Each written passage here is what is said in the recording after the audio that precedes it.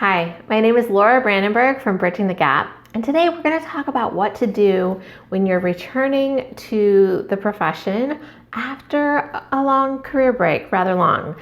We've had people in our community and in our courses who have taken an extended maternity leave while their children were young, who took time off to care for parents, who just took a leave of absence from work to travel or do something fun with their lives, and kind of now, for whatever reason, feel like it's time to go back. It's time to restart their career and get back to where they were professionally.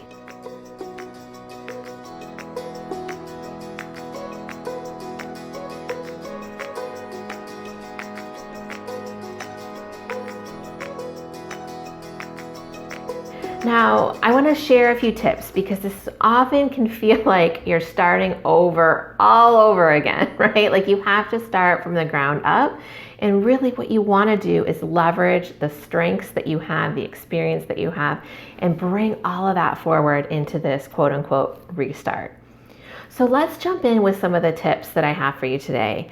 The first thing I want you to do is just get really clear on what it is you want. I think so often we set goals based on what we think is possible. So we might think, I want a job that's kind of like what I was doing in corporate, before I left 5 years ago.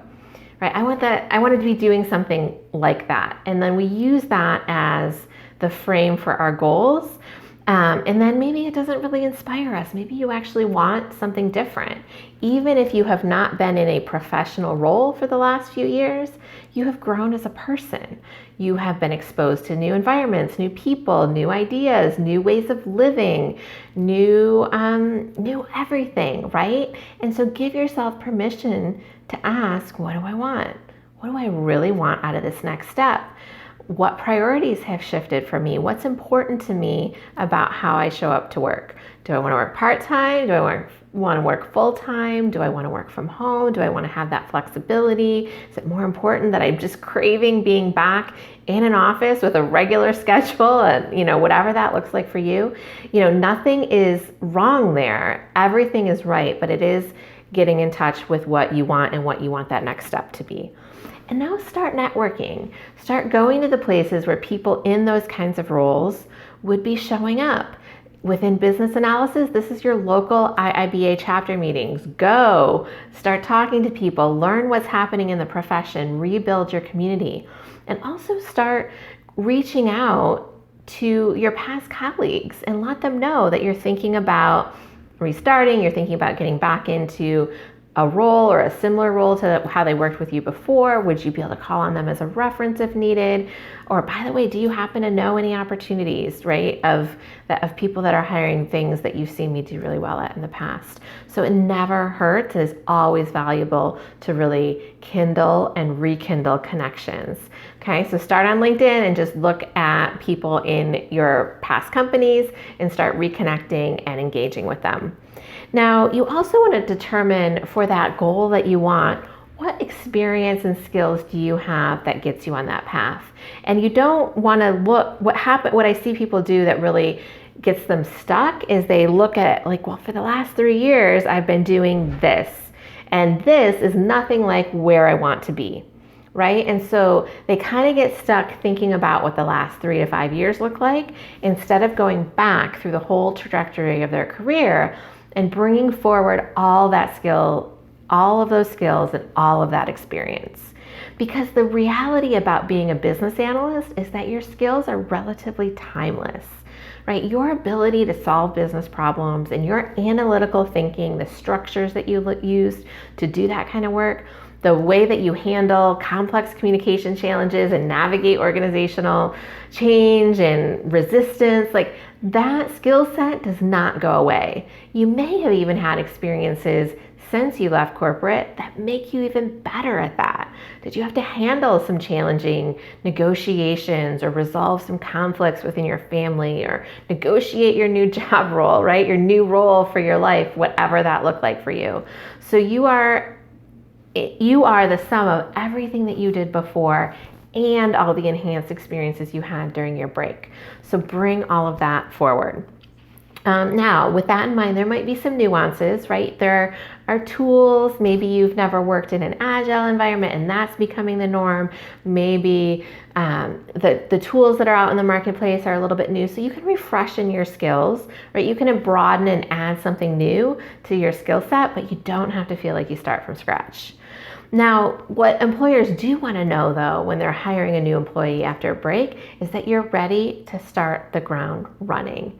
So you need to have that inner confidence that you could pick up your role in that same capability, in that same capacity that you did before you left corporate, if you want to go back to that same kind of role, right? So you have to really be fresh in that experience. And if you don't feel like that ability to hit the ground running, like if you don't feel like you have that, then that's where training can really help. Some training that gives you that refresh, that helps you, oh, right, I did this, I did that, I did this, right? Like gives you that structure to apply, gives you the awareness, the re-emergence in industry standard best practices. This is where volunteering to do some business analysis in an organization can really help as well. So look at the nonprofits or the organizations, even your friends groups. We were just in a blueprint session where we were talking, a lot of participants are choosing event management as their project of choice. And we're like, oh my gosh, I could have totally put an event management process together for my weekly girls group, right? And I could have used that as an opportunity to practice some process analysis and to refresh my skills so that I had that confidence that comes with like, oh yeah, not just I did that 5 years ago, but I just did it yesterday, right? And so that's where volunteering can help really fill that gap. And it can also give you something to put on your actual resume as work experience. Okay, so finally, one last tip, and that's just to get your story straight. So people are going to ask you about your break. Like, that's going to come up in an interview. It might even come up like as the very first thing on a phone interview as part of a phone screen. So don't like just hope you come up with a good answer. Have a clear explanation and don't apologize for it, right? I took time off to do this and now I am ready to be back in the workplace. Here's what I've done to make sure my skills are current. Here's the kind of things that I'm ready to do, and I'm really looking forward to getting back in because, right? And really sell the because. This is going to help them feel confident that you really want this, that you don't want to stay on your break, and that you are really ready to hit the ground running. I just will share one last thing. There was one BA that I hired after her career break.